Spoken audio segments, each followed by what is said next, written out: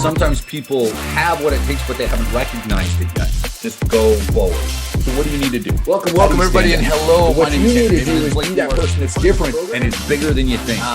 Rise from the ashes and fly like March the phoenix. 29th. So we're wrapping up. Technically, we're wrapping up the first quarter of the year in the course of the next couple of days. So, a couple of quick points. Some kind of stream of consciousness, but also wanted to share some ideas about creativity. And I know it's a topic that we talked about. Beginning of February, end of January, beginning of February. But, as I sit down and as I look at things and projects that I'm working on and working with clients, both you guys and then others outside of the partner program, creativity is one of those things. Nancy, good for you. Well done. Finally. Awesome. Finally. Creativity is one of those things that can be developed, and yet it's one of the things that we all struggle with the most. We sit down and we go, what do I do next? What do I post? And some of us aren't wired like that. We don't have that issue. Catalina is just like, I'm a font of, you're not creative. Is that what you're saying? You are creative. Yeah. You're a font of creativity. Yeah. And some people are wired like that, and that's fantastic, but there's studies that have been done to kind of figure out how can we hone that? How can we figure out what to do and how to improve that? I've kind of gone through my life not feeling that I was super creative. And I've talked about this before, where I'm very much the analytical side, right? Logic, analytics, give me that. And so now, though, when I sit and I talk and we talk about marketing, we talk about ideas and strategies, and we talk about different niches, and I can come up with strategies about branding and your message and headlines and copywriting and things in a way that, I feel now with certain elements fairly creative, right? But how did I get there? How did that come about? How do we create that within our own lives? How do we harness that? And so to kind of outline our brain a little bit, I want to share some of these slides. I've done this before, okay? But so we have the left and right? So you're correct. So your right brain, that's the expression, the emotional intelligence, imagination. That's the creativity. The left brain, language, numbers, analytical thinking, right? Now, I used this example back in February, but I thought this was pretty great. So here's, again, left brain, logic, analysis, sequencing, linear, mathematics, language, facts. Right brain, creativity, imagination, arts, motor skills, rhythm, nonverbal, visualization, etc. Okay? Left brain, right brain. Everybody good there? Here's one last image. And I shared this before, and I just thought this was so great. Left brain, right brain. Left brain, logic, accurate, analytics, everything else. Now, what side of the brain did the person have that created this one? This is a left brain design, right? This is that left brain. This is logic. This is sequence. This is linear. This is what it looks like. And then you have this one, was obviously created by someone who is kind of favoriting their right side. They're much more creative. It's easy to tell because, for crying out loud, they wrote logic with the L or the G is backwards facing, right? It's those little things, guys, though, when you start thinking about how your brain works, again, same thing, obviously left brain, right brain, someone with the left brain created this one. It's so interesting how we all think. And yet we're all sitting here and we're going after the same goal. We're trying to figure out how we can build up our own business, how we can become creative with the content that we need to put out there. How can we connect with our audience? So creativity is, in fact, it's a skill. It is something that can be learned. It may be something that it has some innate talents, but there is hard work that's connected to it. So when researchers talk about creativity, a frequent topic of conversation is the phenomenon known as insight. So what happens is there is a section of our brain, and it is, let me just remember, it's the ACC. So it is the, where is it? I've got it. The anterior cingulate cortex, the ACC. So this is an area of the brain that has a role in executive attention, but it's also detecting conflicting signals. It's where insight kind of comes from. When something is kind of different, it's out of whack, it's not what we would normally imagine, that's where that insight occurs. That's the anterior, again, cingulate cortex, right? That's what that is. So when that fires off. So they've done studies and they've taken a look at people and they tried to see when creativity comes into play. Because ultimately there's a couple of different ways to solve a problem. There's the analytical, there's the left brain side, there's the analytical, there's the logical ways. You test things over and over, you compare it against research that has been done, you look at the numbers and you figure that out. And then the insight, the creativity, the imagination, everything else, that's when you're kind of looking outside of the box, right? Something that's maybe, it may not even be outside the box for some, it's just different for you. Okay, so here's a quick exercise in creativity. I'm going to show you guys something here. Now, there is a fourth word. I'm going to show you 3 words in a sequence.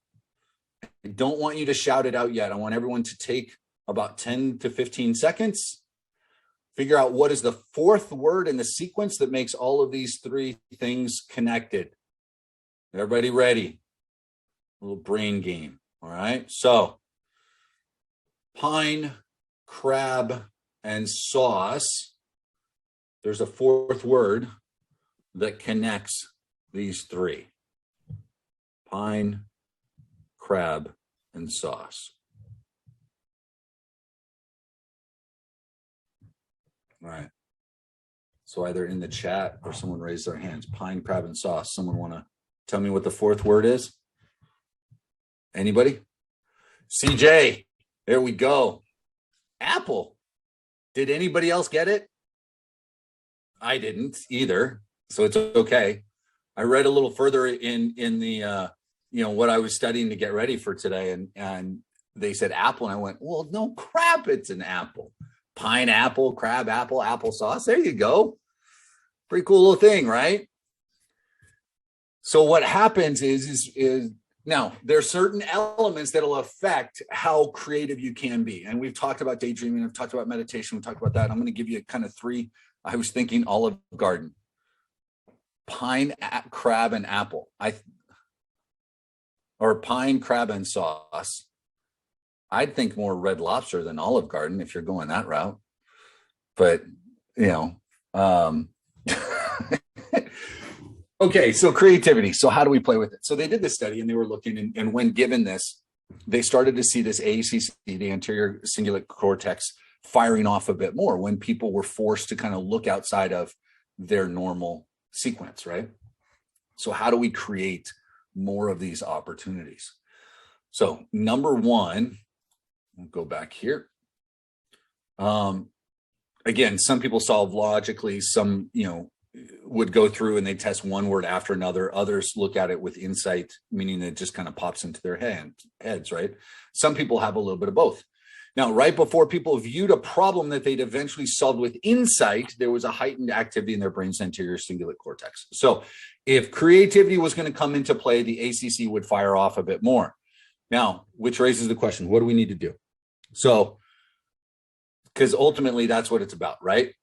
So if I need to use the ACC, the anterior cingulate cortex, to become more creative, how do I fire it off? Number 1, one of the most important things that they found is you need to be in a good mood. You need to be in a good mood. So how many of you guys are sitting down and trying to figure things out and you're trying to become creative, you're trying to post something and you're frustrated? Okay, being in a good mood helps create an atmosphere inside your brain that you're able to utilize the ACC a little bit more. And the opposite is true. When you're in a negative mood, your brain tends to swing towards logic and analytics because it's trying to I got to solve the problem. Quickest answer. I got to have this now, right? Whereas with the other side, it's kind of allowing your brain to float out there. So how do you create a good mood? There are a couple of things that you can do to work on this. Eliminate stressors. There's a lot of different things. How do you deal with stress once it's into your life? We've, talked about this. Everybody's a little bit different, but understanding yourself is important. So if you find yourself in a situation dealing with contracts, dealing with work, trying to get your business going, dealing with some family emergency, some other thing, some medical emergency. How do I bring more positivity? How do I alleviate the stress in order to place myself in a good mood? David uses music. I know some of you guys use meditation, some use prayer, scripture, some it may be exercise. One of the key elements here, guys, is understanding yourself and what's going to be necessary, and then also being able to analyze it in a way where things don't derail you.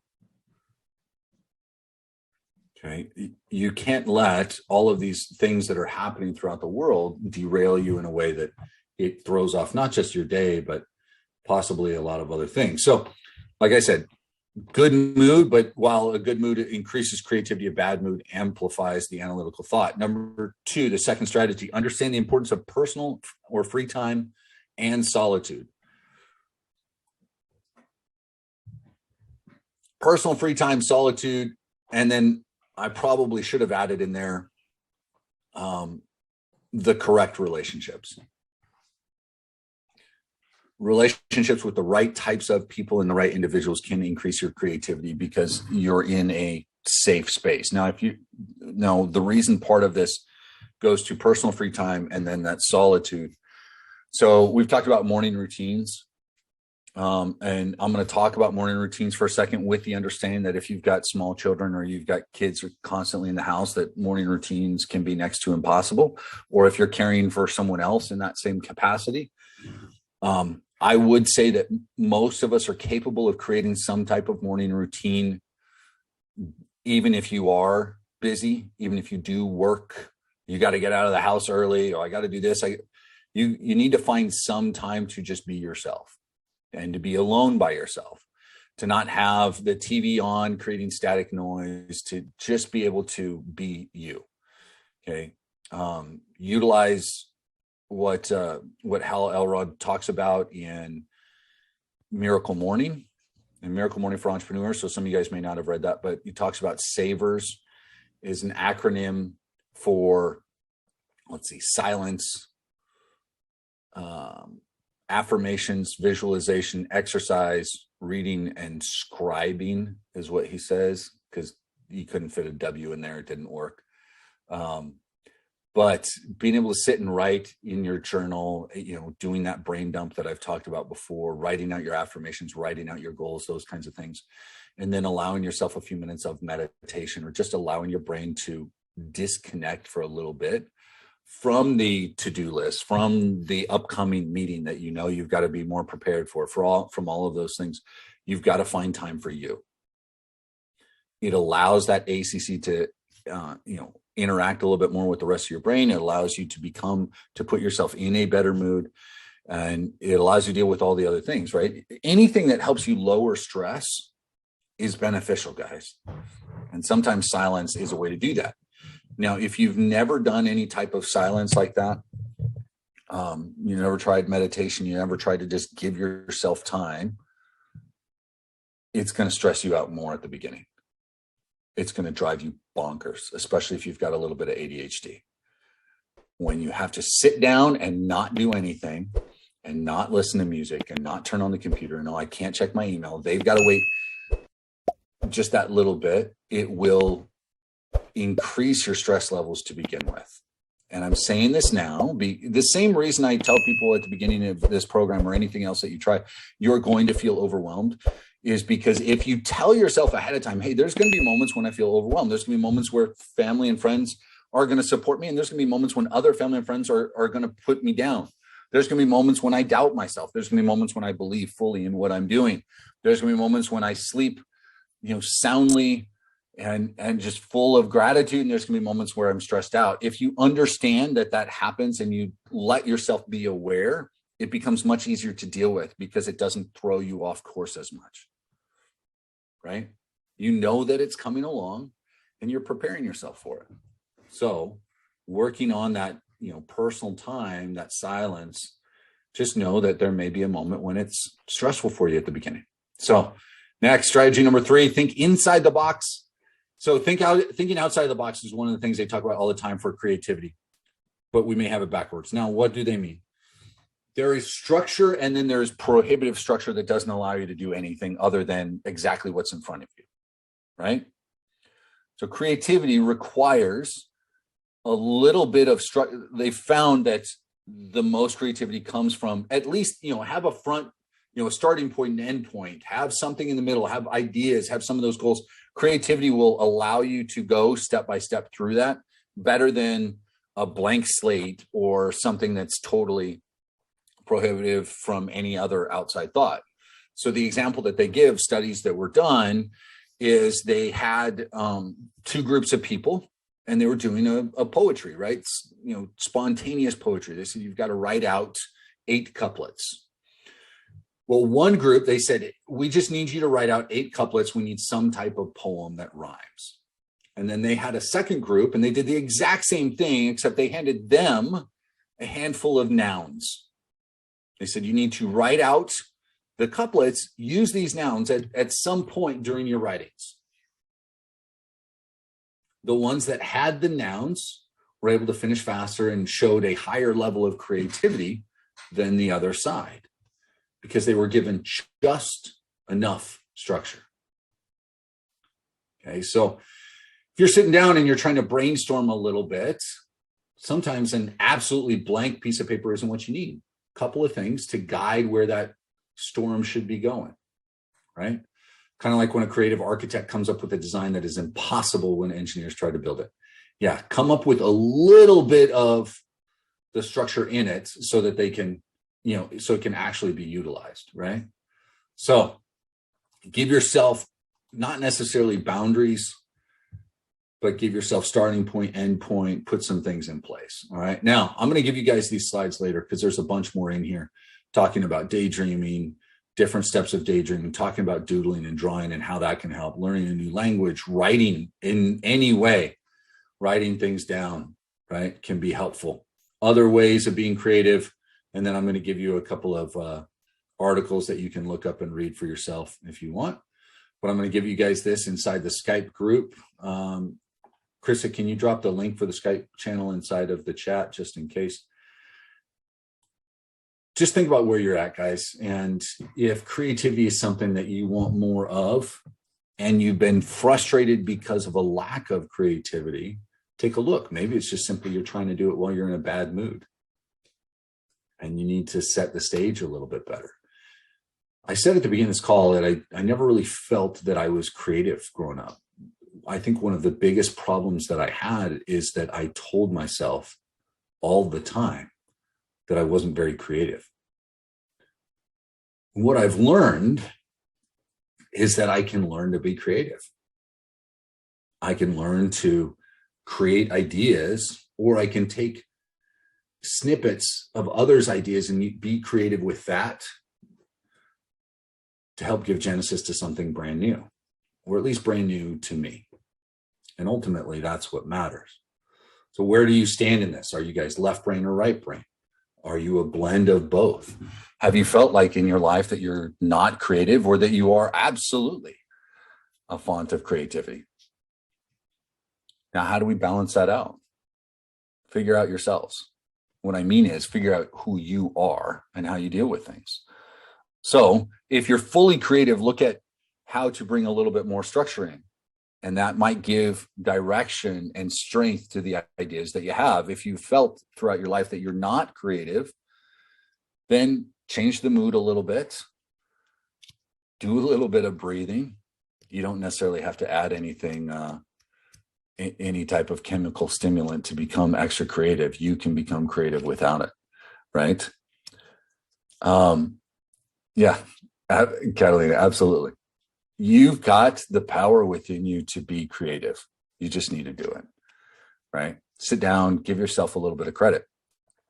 I've figured out that I can be, and so can you. So on that note, I'll give you guys these slides, take advantage of them, hit me up with any questions. Sometimes people have what it takes, but they haven't recognized we'll be later on this week. Go forward. Appreciate you. Love you. We will talk. How do you stand out? So what you need to do is be that person that's different and is bigger than you think.